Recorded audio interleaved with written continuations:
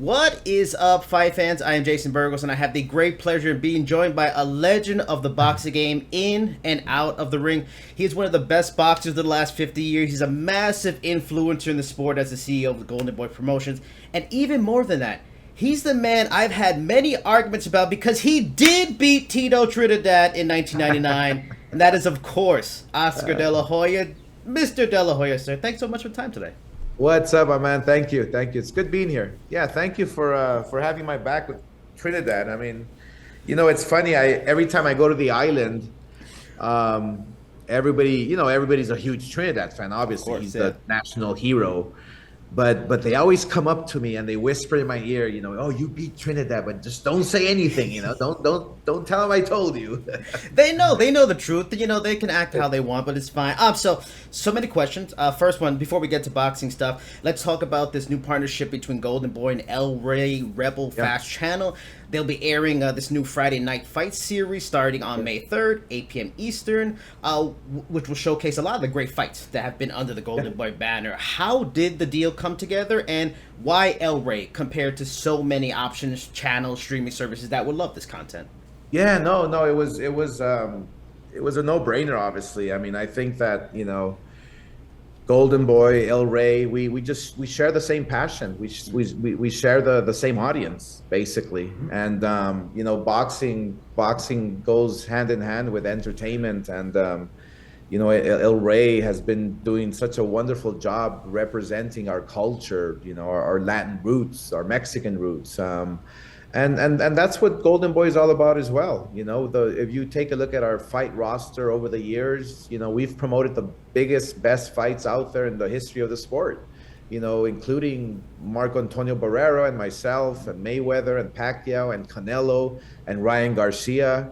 So I think, merging together and having this collaboration, introducing these great fights to the fight fans, to the network, was a no-brainer. And I have to give kudos to my chief business officer, Philip Button, who made all this happen. He had a vision. He ran it by me. We tweaked it, and here we are. We're launching Friday on El Rey Golden Boy Promotions right before the Canelo fight, Munguia. It's gonna be a fun weekend for everyone to watch. Was there ever a time that a Netflix, a Hulu, Apple TV Plus came calling for this kind of thing, or it just happened and it was just the right thing at the right time? I think it was just the right timing, perfect timing. I've always been a big fan of El Rey. I'm a huge fan of the movies, the content they have on El Rey, and I just felt that this content that we have with Golden Boy was just very valuable, and we can complement each other. It was very valuable to us, obviously, because we could have sold it anywhere, or we could have collaborated with anybody. Yeah. But I'm a huge advocate of trying to just give us a good name, give us a good product, give us Latinos good partnerships, and it doesn't get any better than this. I think that El Rey and Golden Boy is going to be a great partnership for many years to come.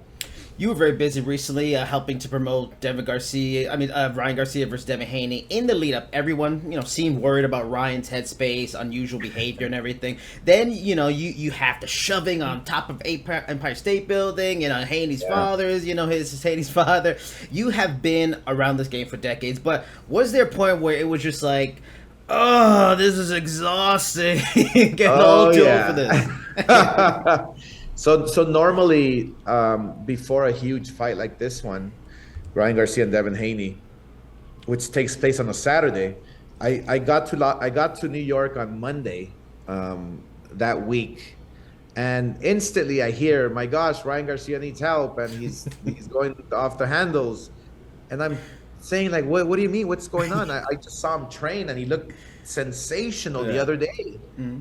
Well, we're very concerned about him and this and that. So I sat down with Ryan, I talked to him, and everything was fine. And, what he did was brilliant. You have to really take your hat off to Ryan, because he fooled us all. Yeah. I knew what was happening because, look, in the fight game, Devin Haney's style is one that he's kind of like Mayweather. He'll let you punch yourself out, and he's the boxer, and he fights in his back foot, where all his weight is in the back foot. So he allows you to come in, and that's where he peppers you. You know, he gets the distance, and that's where he peppers you. So Ryan Garcia, what did he do? He pissed off Devin Haney. Yeah. He told him everything he had to tell him to piss him off. So guess what happened? Fight night. Now Devin Haney's fighting on his front foot. Yeah. And now Ryan Garcia's peppering him. So psychologically and stylistically, I mean Ryan just played us all. I mean, he played Devin perfectly. He was trolling everybody. And was I concerned? I think that Monday I was concerned a bit when they told me that he had people up in his room and he was drinking. Yeah. But when I talked to him, he was perfectly fine. You have made it clear, you know, Bryan and Haney rematch is not in the cards. What's your overall game plan, you know, for his 2024? Why is Haney rematch not in the cards? And do you have anybody in mind that you really like? Yeah, Ryan Garcia's mentioned that he wants to fight anybody from 140 all the way up to 154. So let's see, there's Pitbull, who's there. Yeah, there's Teofimo Lopez. There's a lot of fighters. There's Boots Ennis, who's a great fighter, great champion. Yeah, there's a lot of great fights that we can make. You know, Terence Crawford, another one at 147 or 154. All right. That's the beauty about Ryan, is that now he is the man. Now he can call the shots. Now he can fight at 140 or 154. Yeah. So he's gonna pick and choose in between who he wants to fight. I'll sit down with him maybe in a couple of days or after this big event, Saturday night, with Canelo Munguia. I'll sit down with Ryan and then we'll map out the next fight. Earlier today, it was announced Jake Paul versus Mike Tyson will actually be a sanctioned pro fight. It's not going to be exhibition. So what are your thoughts? Yeah. What are your thoughts on the Texas Commission giving a guy who's going to be 58 in June like a pro fight license? Yeah.